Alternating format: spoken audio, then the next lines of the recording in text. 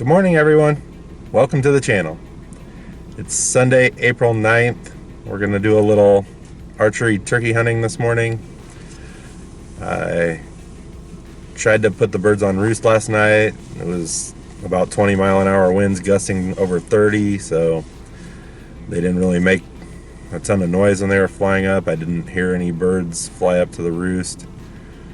So I'm going to take a calculated guess that they're going to be back in the same spot they were 2 nights ago, that it was the same wind. I'm assuming that they're going to use the same roost trees.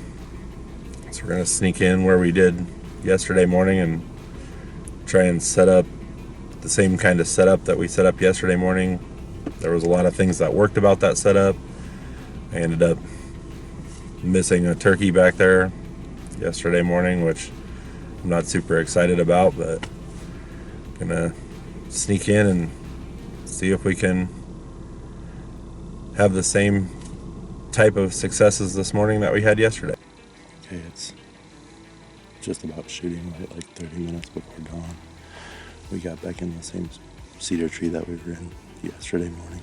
I set the decoys up in a little different spot where there's not as much stuff in front of them. Should be a cleaner shot if they come in. The birds are roosted in the same spot they were yesterday. They're probably 75 yards away in the oak trees down in the creek bottom right here. So hopeful that we have another great turkey hunting morning.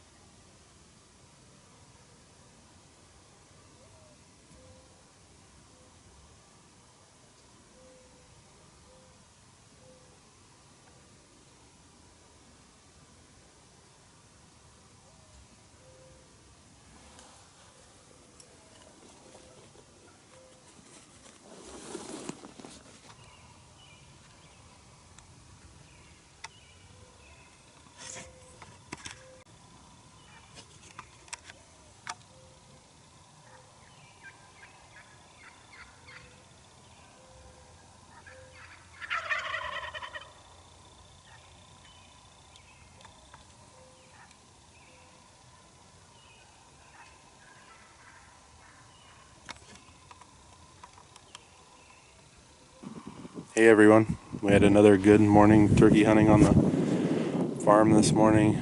Saw a lot of birds, heard a lot of birds, just didn't get any in close enough to shoot with a bow. Wanted to kind of show you what happened this morning. I put the decoys here yesterday morning. I put them a little further down the hill this morning where it was a little more open to shoot out of our little cedar tree blind. The birds were roosted in the same trees they were 2 nights ago. Yesterday morning they flew down into the bottom of the draw right there. The toms bred the hens and the toms came back out. Once the hens left, this morning they actually flew down into this flat spot where it's about a 50-50 shot which side they're going to fly down on. So I've hunted in that cedar tree over there before, but it leaves me like a 50-yard shot when they fly down on this side, and if they fly down the bottom of the draw and come up this side right here, there's no shot. So birds have moved up the draw. The birds this morning flew down right here, went all the way up the ridge. I did get some footage of them on the ridge back there, then they came back down in the draw and headed up the draw for the day. It seems like they always go up in the afternoon and come back down in the evenings. But I've been thinking about adjusting some of this dead cedar tree stuff right here and building a little like ground blind that I could sneak into, which I think would be better because then I could shoot either side of this ridge, especially during shotgun season. I usually bow hunt for about the first 3 or so weeks of the season, and then I start shotgun hunting for the last month. But next weekend shotgun season opens, so since the birds have moved up the draw for the afternoon, everything's got quiet. I haven't heard a turkey for about a half hour or 45 minutes, and the last time I heard them they were probably 150 yards or so up the draw heading away from me. I think I might take some time this morning. I'm going to head back at launch today, so I might take some time this morning to adjust some of the brush pile here, see if I can build a little, natural ground blind that I can sneak in and out of when I sneak into in the mornings and hunt if I want to. But it would also help with, put us more in the center of the fly down if they fly down this way. I was actually thinking about clearing out some of these cedar trees, using these 4 or 5 cedar trees right here as cover. There's actually 6 of them here, I think, 6 or 7. Filling in the little brush wall right there, so when they do fly down into this clearing, it should be a fairly easy shot with the shotgun. Be a fairly short shot with a bow. I think it would be about, I haven't shot it with a rangefinder yet, but I'm guessing 25 yards to that little cedar tree right there. It seems like the birds, even this morning and the last couple times that I hunted out here, like to stay out in this, like the middle of this open spot. So I was kind of hoping that if we could use these 2 cedar trees to block us, get all that cleaned out, put all that stuff on that side to block that little hole so they can't walk through there, then more likely than not they're going to have to walk right here around us, and they like to kind of follow that ridge so the hens can see them on both sides when they're strutting. So most of our shots, I'm guessing, would come out of this little hole right here. So I'm gonna get to work, move some of these cedar trees that are cut down and see what I can accomplish. I'll try and show you what I get done. I don't have very much battery power left, so I'm not gonna film all of the moving and building, but I'll try and show you what we end up with when I get done. Okay everyone, I'm back. It's been about 2 hours. The wind's picking up, so sorry if that's all you can hear on the camera, the wind. But I've been working on my little ground blind project for next weekend. Shotgun season opens next Saturday, so in Nebraska they let you bow hunt for about 3 weeks, and then you get to hunt with either weapon till from April 15th to the end of May. So I'm going to get the shotgun out next weekend, and I'll shotgun hunt for about a month. But I like to bow hunt the first 3 weeks, and then I like to bow hunt deer in the fall also. But I wanted to, for a couple of years, I wanted to get these 6 or 7 cedar trees right here shaped into kind of a turkey hunting blind. It's in a really good spot. Flip the camera around, and not always, but a lot of times the birds roost in the tops of these trees in the bottom of this draw right above the creek. This morning they flew out, and the first time that flew out landed about right here, about halfway between me and that stump right there, maybe 20 yards in front of me. Then they strut right here in this little opening until all the hens fly down, and then they work their way up the ridge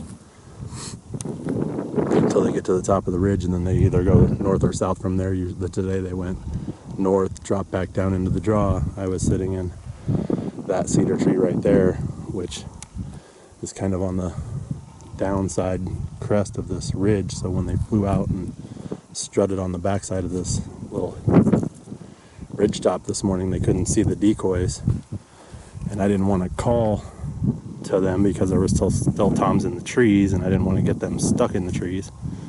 A lot of times I feel like if you call too early when a tom's still in the tree, he'll get stuck there for who knows how long. Sometimes it's lunch before they fly down, noon before they fly down, so because they're waiting for the hen that they hear to come to them. So I like to try and make sure they're all out of the trees before I call. By the time, there was a couple hens that flew down really late, like an hour and a half after all the other birds, so I didn't do a ton of calling this morning. I just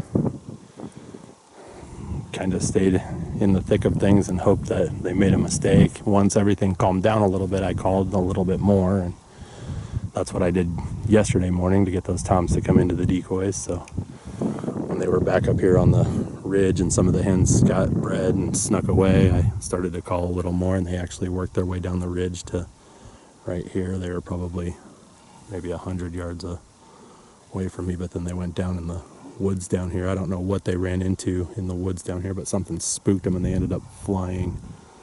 They were maybe 150 yards up the draw from me, and they ended up I heard them fly down into the creek bottom and then go up the ridge on the other side and back over the hill, which is what they did yesterday.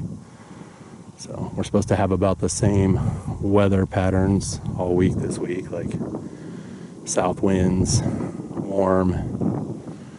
So I'm hoping that if I drive up from Omaha next Friday night in time to hear them on the roost, that I'll hear them fly up in here.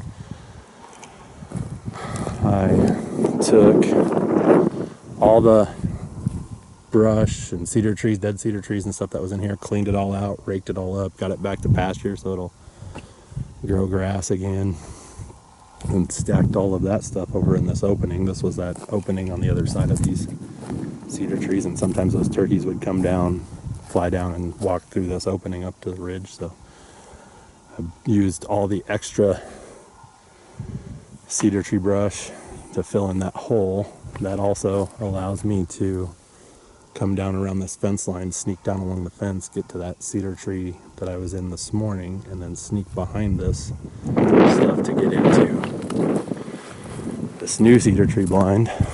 I cut just the limbs off this one side of this tree to open up a little shooting hole. I have room for the tripod, place for the chair. I stacked up a little bit of really white colored deadfall in front of this to have like a visual barrier for them so they don't try and walk through there. I cut a couple limbs off of the back of this one cedar tree just to tuck my chair up inside of it a little more. I left one limb a little longer to hold my bow when I'm bow hunting, or to lean my shotgun up against when I'm shotgun hunting. There's a little place down below to hide my quiver. I always take my quiver off when I'm bow hunting. I don't like to shoot with my quiver on for some reason. I just don't like it. The fact that it could snag a branch or something, or bump the camera, or it's just easier to lay it down by my feet. It's also easier to reach down. I feel like less movement to reach down and grab another arrow when you miss, like I did yesterday. But then I have a little room behind myself for like the camera bags. I'll put the empty decoy bag back there, the turkey vest if I don't want to wear it when I'm sitting in here. But just figured I could put the camera tripod like that, chair like that. This would be the view out of the blind. That's the view toward the trees, so they won't really be able to see me in the morning from the roost. Another benefit I'll have is the sun will be rising back behind us, so they'll be looking into the sun when they come up the side hill. Just for a little extra help, when I'm bow hunting, there was some deadfall in that tree right there. I stacked a couple cedar trees that we cut out on the edge of it. Then I shot this with a rangefinder from the blind to the cedar tree, and it was 26 yards. So if those turkeys do come through here, it just funnels them a little bit closer to the blind. But just wanted to make a quick video. This is the view of how I'll sneak in the morning. I'll sneak in this little back door that I made. There's a little back door to the blind that goes back past that cedar tree and up that fence line. But I'll just come in a little bit earlier when it's a little darker. Hope that they don't see me sneaking in here. I also have the issue of what to do with decoys if I want to set decoys. So this is the front of the blind over here. That's the landing area where they fly down. I left a little hole, just clipped a couple little branches. That was a pretty wide hole anyway, but just clipped a couple little branches so I could sneak out right there. I thought I might have to belly crawl, I don't know.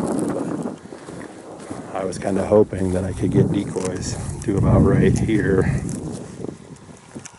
which would be about 10 or 15 yards from the blind and out in the open. So if they land in that opening, they would actually be coming up the hill to the decoys. But